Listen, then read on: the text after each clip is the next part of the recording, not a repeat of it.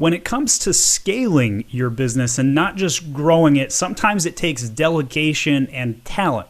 Today we have an interesting perspective from Yoni Kozminski, who joins us, and he has experience growing a $2 million business into a $5 million business, sold it to Thrasio, has a lot of interesting businesses that he currently runs, including Multiply Me and We Are Escala. And in our conversations today, we talk a lot about books you need to read. So be prepared to go order a couple books after listening to this one, and why there's some specific awareness things you need to keep in mind when you want to delegate and grow your talent pool so you can scale your business and not just grow it. Selling on Amazon is difficult. It's everything but passive income. I share videos like this one to help Amazon sellers on their journey. My name is Stephen Pope, and I'm the founder of My Amazon Guy. When Amazon turns your world upside down, tune into My Amazon Guy to land safely and grow your Amazon business. I'm now joined by Yoni. Thanks so much for coming on the My Amazon Guy podcast. Thanks so much for having me, Stephen. It's a pleasure to be here. So you've got a couple of interesting tidbits. So you scaled an Amazon business from $2 to $5 million, built out a Philippines team, and then sold it to Thrasio.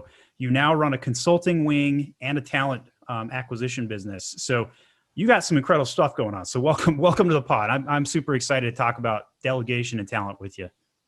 Yeah, thanks for having me. I'm excited to be here. We were just chatting before, and our conversations went a million ways. So excited to keep rolling with you, my friend. So one of the resonating themes we're going to be talking about today is like how sellers get out of that daily grind and remove themselves from the business. But before we do that, let's talk about you. Give some background. Tell us who you are, why you're an expert in what we're about to talk about.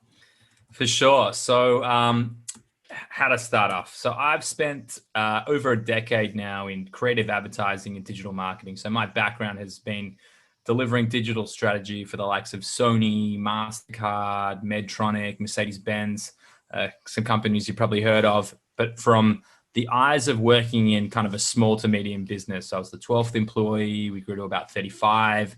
When I moved to the US, I was the 15th. We grew to about 40. So I've always kind of grown up in a space where I'm working with businesses that a lot of the kind of e-commerce and Amazon sellers of today's world that we're dealing with day in, day out are really kind of fitting in that sweet spot. So when I left that, I actually joined an Amazon business as an owner and scaled that, like you said, from 2 to 5 million. And over there, I guess I went through a lot of the challenges that I'm sure most people face, is that, especially working in the space a long time, you understand all the people that you need and all the processes and everything that's going on. But a lot of it either is reliant on you as a founder in the business to go and search, every single-threaded, as they say.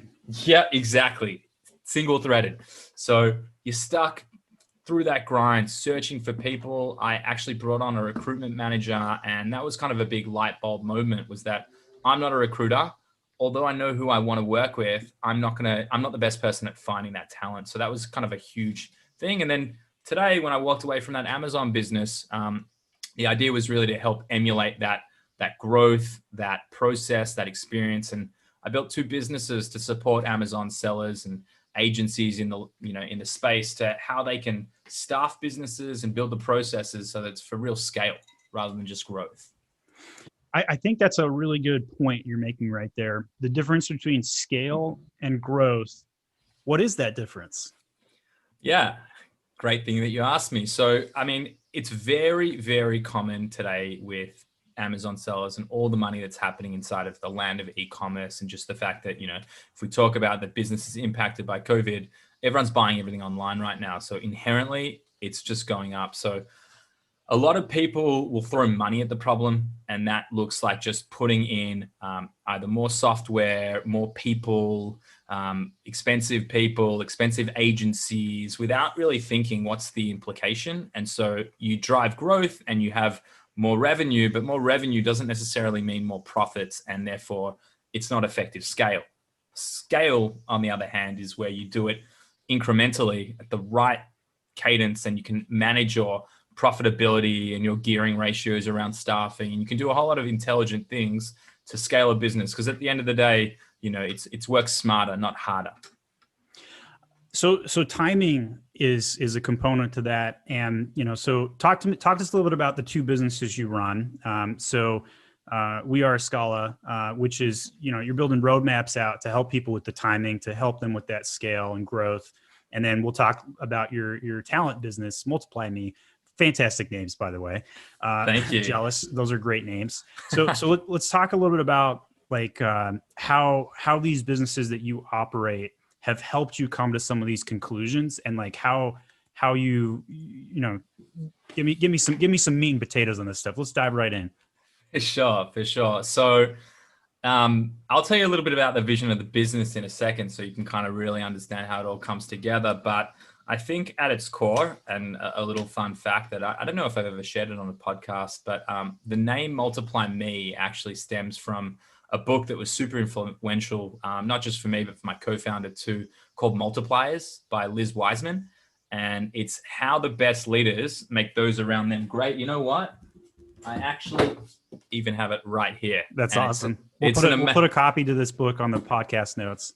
Seriously, it's amazing. So, I mean, the idea around it really is how do I multiply myself? How do I actually make those around us as good as, kind of what's going on in your head and that delivery. So with the staffing solution, we started there. That was the first business to support, because without your human capital, without having the best people, there is no business. You can only take it so far without having the right, with the right personnel. So it's really at everything in life and business, it's all about people. So that's good theory, but let's talk about the practical application of this. So run me through an example of how this works in action. Yeah. So for the Multiply Me business, the model is built like this, is that we are effectively a white gloved, outsourced end-to-end executive search and HR function. So we'll do everything, and our roles are only in the Philippines. So we're looking to work with Filipino talent. If anyone listening out there knows, the talent pool is extremely rich there, with 110 million people who are virtually English speaking, have a college degree or educated, even higher when we talk about the business process outsourcing, the BPO industry. So what we do is we help define the job description. So given the experience that we have as a business, our focus on Amazon and e-commerce, we understand the companies that need an inventory and logistics manager, or someone in supply chain, or a PPC specialist, or a keyword researcher, or all the roles that are really defined as kind of that Amazon space. So we'll build the job description out. We'll obviously need to go through an alignment call to get the feedback, but it's being driven by a team of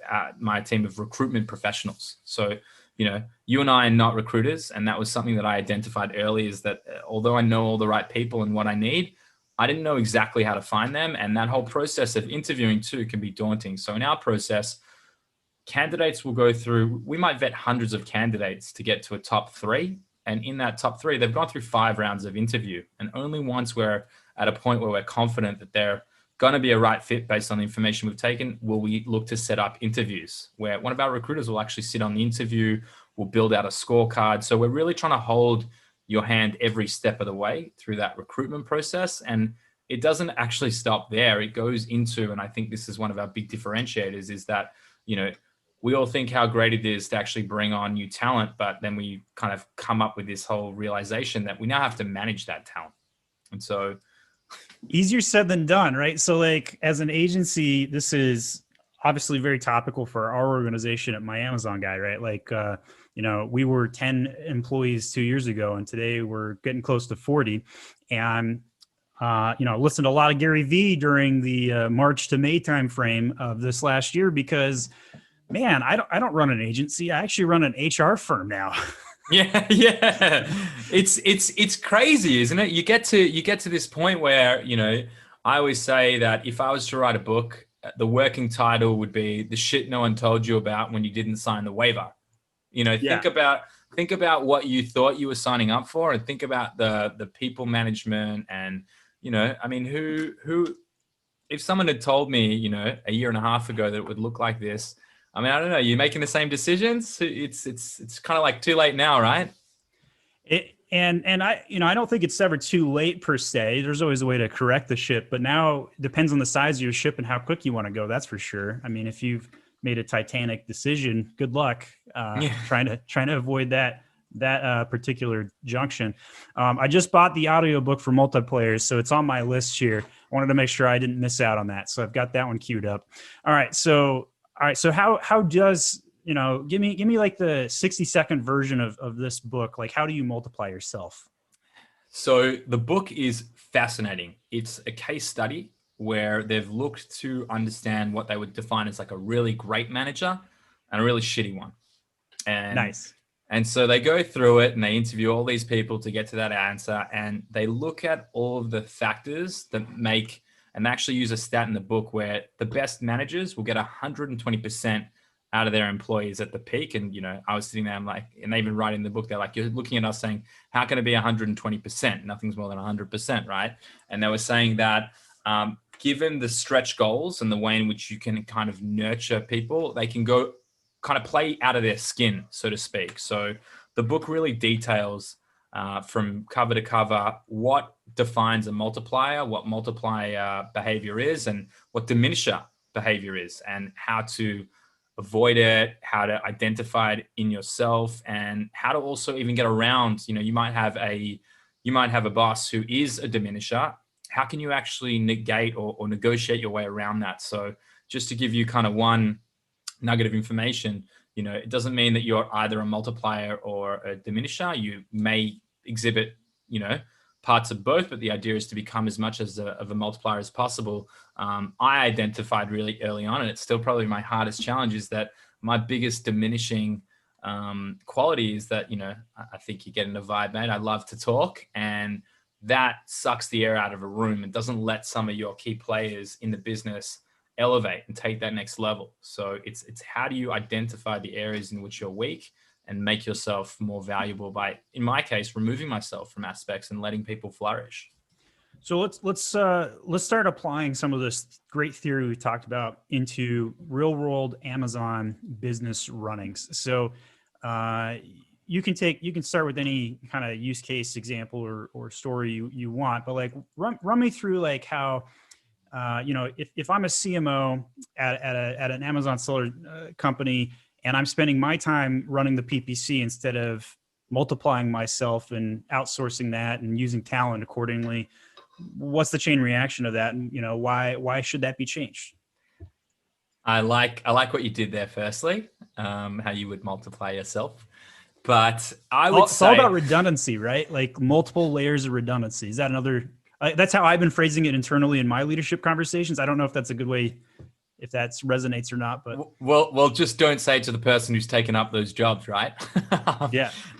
Well, I'm always telling people who are hungry or want to do more at my company, okay, and I'm like, okay, cool, go replace yourself, and then we'll talk. And they're like, what does that mean? Yeah. And I'm like, you got to hire a replacement, otherwise you can't grow. So.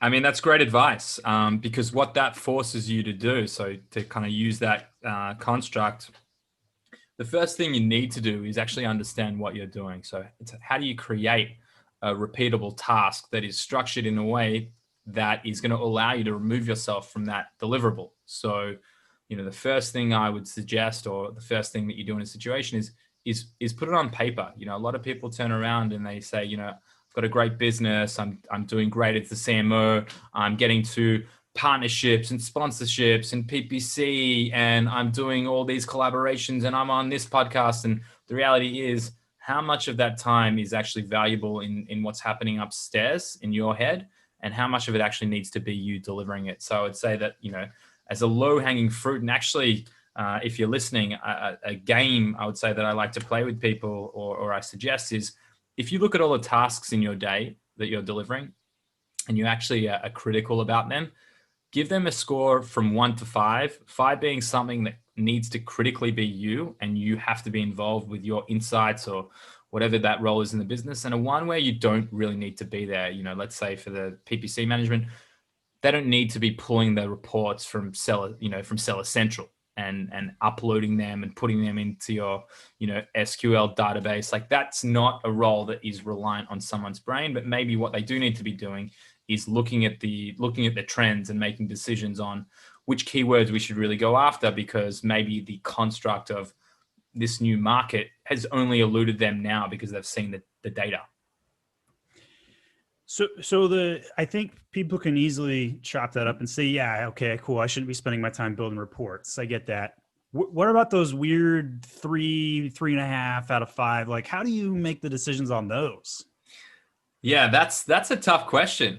I guess it depends on a few things. One is how competent is the person that's going to sit there in your place, or if is there a piece of technology that you can leverage that can, take you to that next level of it. But I would say with all these things, it's incremental. So don't try and go from 0 to 100 and try and delegate every single responsibility that you have out today. So all that you have to do is jump on podcasts. You really have to be smart about how you do it. So I would say, like, as a starting point, delegate the ones and twos, build the system that's going to work for you, and then what you'll find is that those 3.5s and 4s will start to be lower down the list inherently. As you remove things, you start to get better at how you can actually scale that function or, your business as a whole. So there's a lot of things that you can work on. And when people are running their business, they get caught up and they're like, oh, I'm running around from one thing to another. The business is running them. What have you found as a key to success to take that breather, mark those tasks down from 1 to 5, and actually make systematic changes? Like what do you think is the common glue to make that happen? Well, I think that it all starts from awareness. I think that, to kind of start from the start, most people are actually unaware that they're working in their business, not on it. Sorry, inverted. Yeah, I'm with you. Yeah. So the reality is understanding that, your focus shouldn't be on immediate task delivery and, waking up in the morning and jumping on Seller Central and seeing the flag go up and trying to go to, Seller Central performance management. And then from there, you're going into seeing that one of your listings is, is suppressed. And then after that, the next thing, and before you know it, your whole day's gone. So you first have to acknowledge kind of where you sit in that kind of landscape and how deeply within the business it's driving you or you're driving it. Are you doing things as you see fit? And is there a methodical system? Do you have time to do deep work or not? And then from there, you can start to really build that system. So I guess the way in which I look at the way in which that I'm looking at scale essentially is, or how to kind of move yourself out of it is, you have to first define and document. So you really need to look at what's happening in the business to get that insight before you can start moving to things like real delegation. That includes like building your onboarding plan and doing video recordings and training informationals on committing that entire process to paper before you can really get to that next stage. And what is the next stage? Is that when you're talking about like actual task delegation? Like how do I know to understand, I guess, like the right tasks to delegate and figure that out? Again, coming back to people, you have to really understand who you have in your team and what the DNA of the business looks like before you can start to understand exactly how you delegate. I mean, there's a million different levels, and I feel like I'm going all over the place a little bit, but it doesn't help when the podcast host is like, let's talk about left field. Let's talk about right field. Hey, let's get on base. It's great. I mean, I feel like it's definitely, I'm having fun jumping from place to place. So it's definitely, if there's a better way to tell the narrative, guide me though. Help me out here. No, for sure. I think you're doing a fantastic job. I'm actually sitting here thinking, shit, I got to get you on my podcast that I'm launching. So that's going to be a conversation. That's an easy yes for me. I'd be happy to be your first guest. Mate, I'd love to have you. So your question was, how do you start to delegate? And so the first is understanding is the documentation of what's happening in the business, understanding what that 1 to 5 looks like and the lower hanging fruits of things that you can delegate.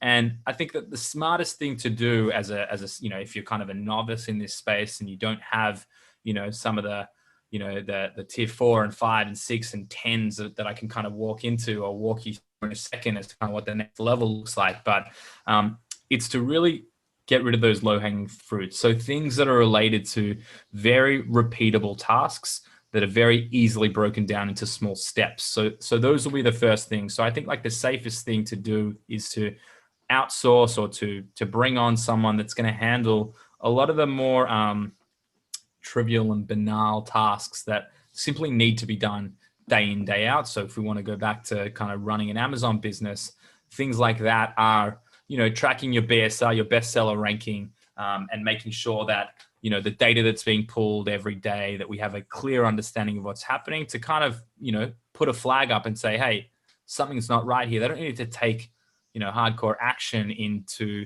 jumping in and reworking a PPC campaign or totally revamping the images on your listings to optimize them. There's a lot of stages before you get to that to actually quantify, the damage or the opportunity that exists in your day-to-day. For anyone that subscribes to the Helium 10 Elite, there was a December event with PickFu, and they did an incredible job talking about images. You triggered that thought because I listened to that yesterday as I'm prepping to go on the Helium 10 Elite on this Thursday, in fact, this week. All right, so let's talk. I actually saw a great one with the guys at PickFu as well. It wasn't one of the founders speaking, but he was awesome and gave a lot of knowledge around the A/B testing, around the images. They know their stuff. They've done some real good testing. They were demonstrating like 3 photos on screen. Which one do you think was going to do the best? And it was hard to gauge. It was really hard. And then they'd show the data because the people were picking it. So I don't know. That's a little bit of a rabbit hole, but sometimes certain words trigger certain thoughts, and I have to roll with it. It's just the way I am. All right. So using that same thought, where when you're running your business, sometimes you have certain emails that are just showing up and you're like, oh, I got to jump on this and I got to jump on that, just like I did with my ADHD right there. How that it's tempting to follow the emails. But let's talk about a business. Let's say I'm $1 million Amazon seller and I'm like, oh, I'm starting to get overwhelmed. And I want to go from 1 mil to 2 mil this year in 2021. And I know I can't do it alone. So I got to start hiring talent. So you've set up the inherency. We know we got to get some talent in the door. And we know that, let's say I'm past awareness. So let's get our sleeves rolled up, take this real world example and say, cool, I know I need to hire talent. What do I do? Great question. So first things first, you're $1 million, $2 million seller. I think that, for most people, that's the first kind of like aha moment or that next step of, oh shit, I've got a pretty serious business going on here and I can keep working my, 20 hours a day to keep it afloat, or I can start to bring in people to start to support. And so when we talk about the recruitment process, I'll actually drop another book that I found super relevant. I love when people drop books on my pod. Please do. Yeah. So it's called the Sales Acceleration Formula. I don't know if you're familiar. It's by a guy by the name of Mark Roberge. And I think I've I butchered his last name, but Mark, if you're listening, I apologize. But you're amazing. So he actually is the guy that built, he's an MIT grad that built the HubSpot sales team and took it from 0 to 100 million in 7 years in recurring revenue. I'm a big fan of HubSpot. I haven't used them in like 10 years, to be honest. But when I was a young marketer, I freaking love their platform. So, all right, adding another book to my listen or read list here, using data and technology and inbound selling to go from 0 to 100 million is the bottom wording of that book. And link to that book will be in the podcast notes. So I've got a few more books to drop on this too that I think you'll like. But I think what I loved about his approach is that he looks at talent. He looks specifically at sales talent, but I think it's very applicable to all talent, where he categorizes them in 5 areas. And it's really going to test me if I can remember all 5, but I'm going to give it a shot. The first is curiosity.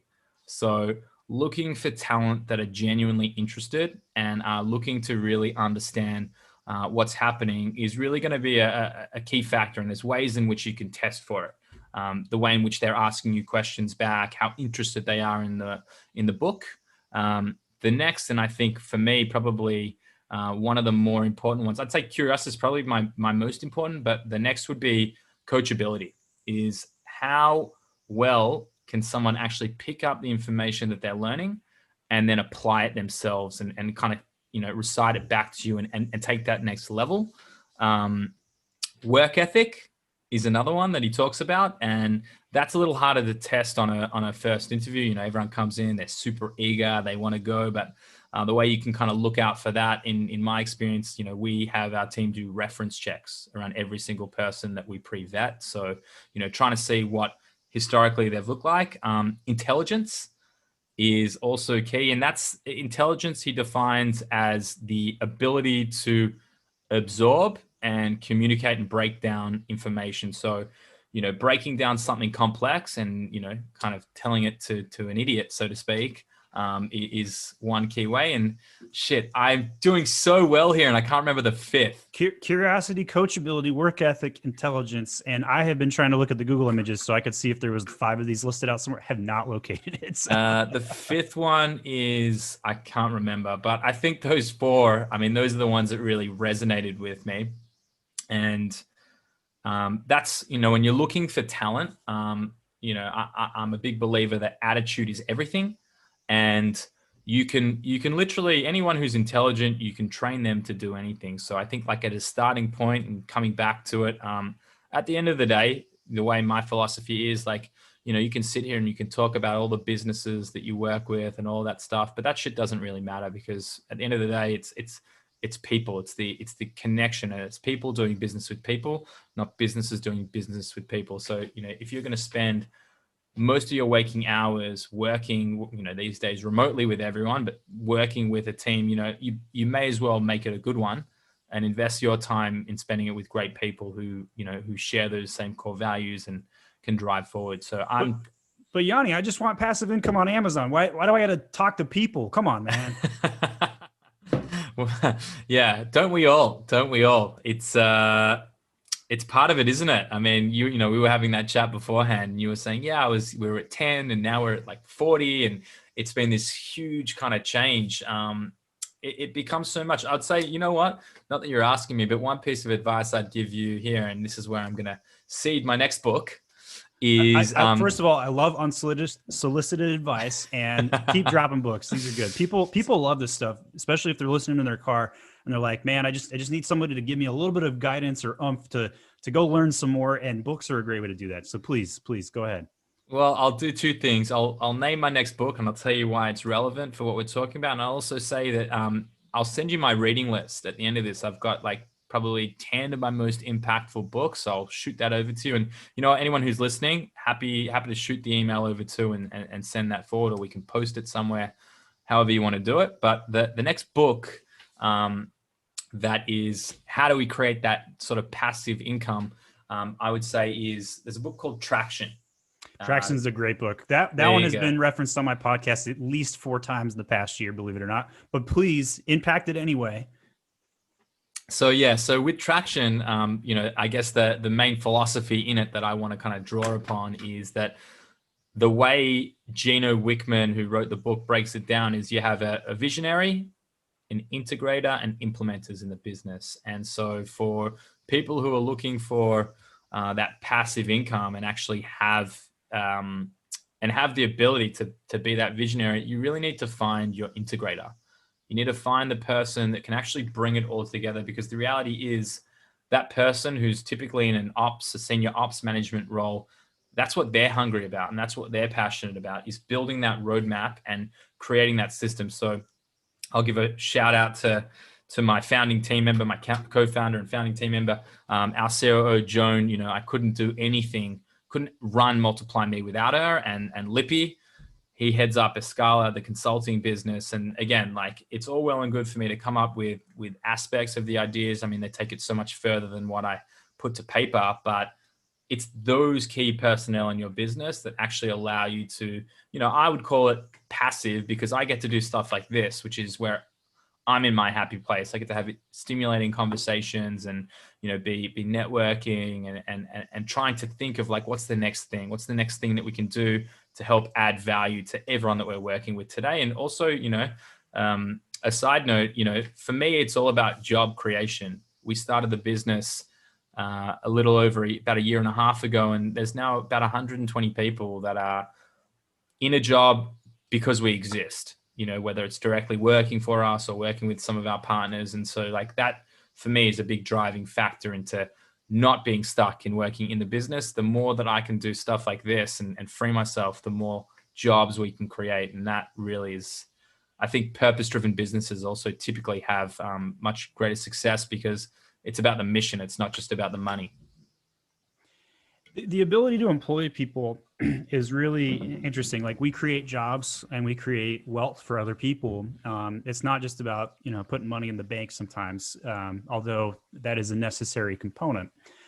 So I'm a big believer in that. So I am also a visionary, although because my personality traits puts me as an architect, I often find myself mucking in the integrator role more than I should. So that's my own personal challenge. And I'm sure a lot of people can relate to that, where lane control can be challenging to get correct as you're growing your company, especially in the first few years. So great book reference on that one. I think those are all three great books. I'm gonna put the Sales Acceleration on my to read list after the multipliers one for sure. Couldn't find the Acceleration as an ebook on Google, but I think it is available on audiobook with Amazon for whatever reason. All right, cool. Funny, so fun fact for you, just hearing that you're an architect, and I didn't know that. I'm an architecture dropout. So I tried to go down that path, and they say to you the first day of university or college, look to your left, look to your right. Only one of you is going to make it through. And, I looked to my left and I looked to my right, and I kind of laughed at both of them saying, suckers, it's not going to be me. So just small correction. I'm not an actual architect. I don't build buildings or have any insight into that, but there's a list of personalities out there. And 16 personalities. Yes. You're the architect. Okay. So personality on that side. So I always want to know how everything works. And I always want to just get it done and build it. Just want to get it built. So my challenge is when things don't get built fast enough, I go in there and build it myself.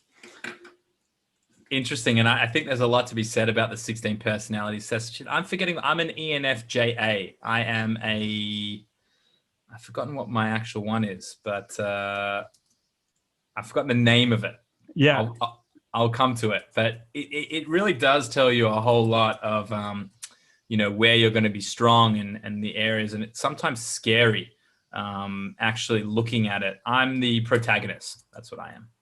So prior success was the fifth bullet point on the categories from Mark's book on the sales acceleration. I finally located it in an article on Hired DNA. And so I'll tell you, perfect. I'll tell you about prior success. It doesn't necessarily mean that it has to be prior success in the specific field they're going into. And I'll give you a prime example of this. My co-founder had no real prior success commercially. He's also Australian, and he spent 5 years here. I sit in Tel Aviv, Israel today, and so does he.